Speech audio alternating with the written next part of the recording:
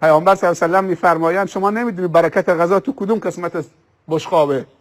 حتی دانه های آخر هم بگیرید، اگر افتاد اون سفره هم جمع کنید، اون چربی ته بشقاب هم بلیسید، چون برکت غذا پخشه. نه اینکه پیامبر گدا گشنه است چیزی به چشم ندیده. این ارزش به نعمت خداست، احترام به نعمت خدا. آدم یه روزی گیر میفته. اونایی که سفر دریا میرن قایق، تکه نون خشک، اون گوشه نون خشک هم تو دریا نمیندازن چون احتمال داره موتور خراب بشه. بعضی موقع گیر میکنن محتاج همون نون خشک میشن، تا 3 روز میخورن. قدر عافیت کسی داند که به مصیبتی گرفتار آید. در حدیث قدسی پیامبر صلی الله علیه و سلم میفرمایند که خداوند تعهد داده، گفته بر من واجبه که از 3 نفر حمایت بکنم. این 3 نفر رو بشماریم. از 3 نفر خدا گفته که واجب من ازشون حمایت میکنم، تعهد میدم ازشون حمایت بکنم. 1 مجاهدی که اسلحه دست میگیره برای رضای من و برای نصرت دین من و نشر دین من و قلع و کم کردن کفر و شرک و فساد و ظلم در دنیا حرکت میکنه. این بر من واجبه. دنبال غنیمت نیست، دنبال مال نیست، دنبال پست و مقام و شهرت نیست. برو بجنگ، اگه پیروز شدی تو رو فرماندار میکنیم، تو رو فلان فرمانده فلان میکنیم. نه، فقط برای نصرت دین خدا. گفته بر من واجبه که نصرتش بکنم. و ما رمیت اذ رمیت ان تنصر الله ینصرکم والذین جاهدوا فینا لنهدینهم سبلنا. این کمال نیست که فقط برای خودت خوب باشی، برای خانوادت تنها خوب باشید. تو که میتونی برای همه خوب باشید. نفر دوم کیه؟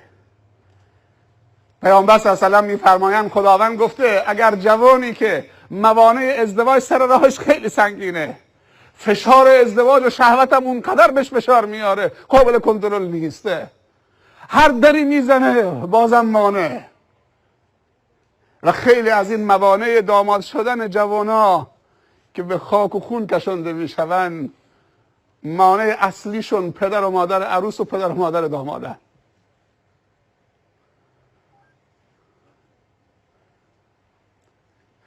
پدر و مادر عروس میگن مهریه به اندازه تعداد سال تولد دخترم، سال 1387 1387 سکه بهار آزادی. کلاس دیگه. پیامبر صلی الله علیه و سلم میفرمایند هرچی اسباب ازدواج کمتر، آسانتر، میسرتر بگیرید، هرچی مخارج زن و عروس کمتر باشه، مهریش کمتر باشه، اون زن با برکت تره، مملو از برکته. و هرچی مسائل مادی و اسراف و تو عروسی و ولخرجی بالاتر ببرید، آمار برکت رو میاری پایین تو زندگی خودت و نوهات و اولادت. یا باید حرف خدا و رسول خدا گوش بدیم، دنبال برکت ازدواج باشیم. یکی از برکت های ازدواج عفته. امروز تو جشن عروسی که جشن عفت بی عفتیه، چشم‌چرانی و کثافت بازی است. مردم جمع میکنن به جایی که خودش تنها نظر به ناموس خودش داشته باشه، مردم جمع میکنن که اونجا نظر به ناموس مردم داشته باشن. چی بی عفتی از این بالاتر؟ همه این جمع تلاش بکنن که عزت و احترام و تقوا و شخصیت دامادا رو دوباره بهشون بر بگردیم. خداوند گفته نفر دوم بر من واجبه از جوانی که میترسه در زنا و فحشا بیفته پناه میبره به ازدواج، یعنی پناه آورده به من. گفته من از فضل خودم اونو غنی میکنم، اگر فقیر باشه بی منت بندگانم. از در غیب و از فضل خودم. و انکحوا الایام منکم والصالحین من عبادکم ان یکونوا فقراء یغنیهم الله من فضله.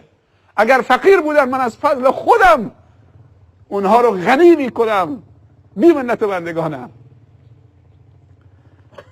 ولی آقا میخواد عروسیشو سالم برگزار بکنه، مثل این عروسی دوستا و رفقا و قوم و خویشاش و عموش و داییش میاد در گوشش، اگه تو پول نداری بخیل، ما خودمون خرج ارکستر میدیم، ارکستر پذیرایی با ما پول میدیم.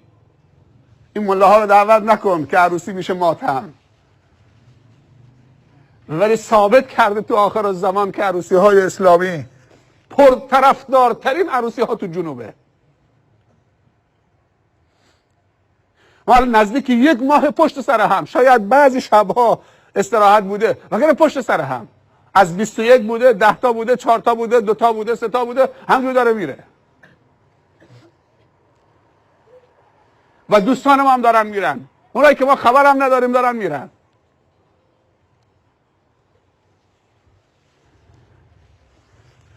از سر مرز افغانستان زنگ زدن، خواهش امنیت تضمین، چند تا داماد دلمون میخواد، شاید برام مقدور نباشه.